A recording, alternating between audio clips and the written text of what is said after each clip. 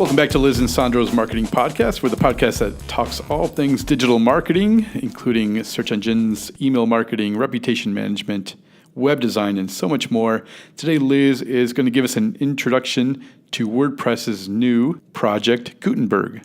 So it's been a little over a month since Sandro and I attended WordCamp Kent, which was fantastic. One of the sessions we were both looking forward to was the session on Gutenberg. So this is the new visual editor for WordPress. It's intended to replace the current editor when WordPress 5.0 is released. At the time of this recording, we are in WordPress 4.9.7. So we're slowly inching towards 5.0. And there's also no official release date for 5.0 yet. Currently, Gutenberg is still in beta. It's not available for use on live sites yet.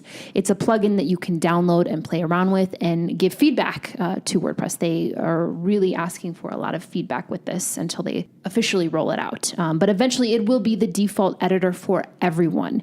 So we highly recommend that you get familiar with it, whether you are an agency or a business owner who is maintaining your own WordPress website. This is coming. So get out there, start playing around with it because it will be the default sooner rather than later. This podcast episode isn't intended to give a feature-by-feature overview. There are some great articles out there that you can check out, and one in particular from Kinsta.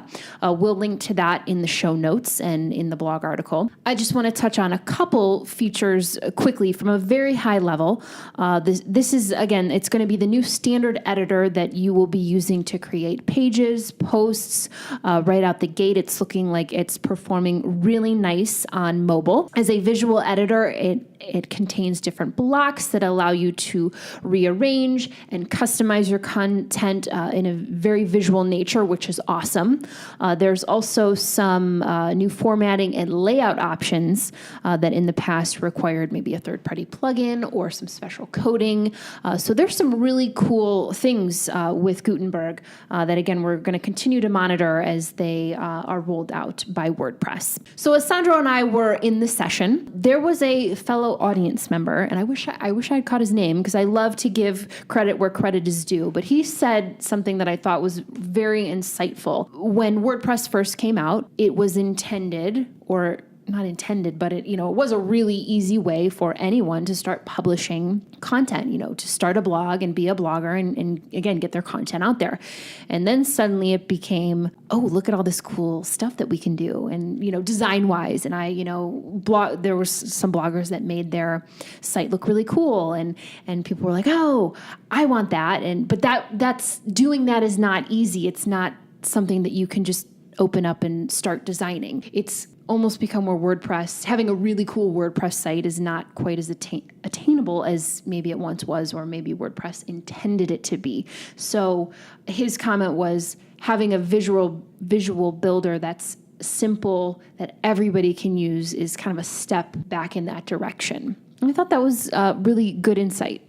I agree. I don't remember the early days of WordPress, though, so I'll take his word for it. But so by visual builder, though, you mean a WYSIWYG, like what you see is what you get. So you're building something, and the way you see it is the way it's going to look. Yes. So, and my other thought is, as we've seen sites or companies, I should say, like Wix, Weebly, and Squarespace, people love that. I mean, I'm not a huge fan of any of those, but again, that's personal preference. But yeah, I mean, people love that, and I think they are very easy to use. If you do want the WYSIWYG drag and drop experience, you definitely get that with a Wix, Weebly, or Squarespace.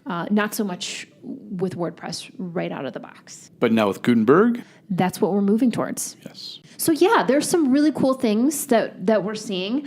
There are still a lot of unknowns. One of the big ones for me is how this is going to interact with a visual builder that I've already paid for, the Divi builder. But keep in mind that companies that have a stake in this are actively working with WordPress. So Divi developers are, very closely involved. I think you said Yoast is writing quite a bit that's of right, yeah. plugins. Yeah, plugins are working overtime to make sure they work with 5.0 when it comes out. And also Google. Today it was announced at MozCon that Google has some engineers within WordPress to make sure things work really well. They all have a goal of making the web a better place, to make it a place to get great information easily, quickly, and for you to provide that information if you want to. Definitely. So much more to come with Gutenberg. So I highly recommend that, by the way, if you don't already, have a dev site set up where you can play around with things like this. But yeah, get in there, install the Gutenberg plugin, start to play around with this, because this is the next evolution of WordPress, and we've got to be ready for it. Absolutely. And just search Gutenberg on the plugin section of your WordPress layout, and you'll see it there. It's a free download.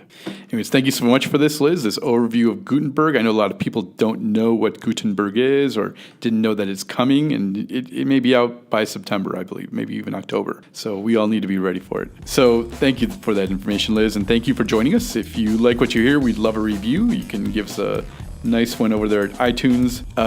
We're also on Facebook, Instagram, and Twitter. And if you have a question, we will leave our email address in the show notes. We'd love to hear it, answer it, and give you a shout out. Thanks again for joining us, and we will see you next time.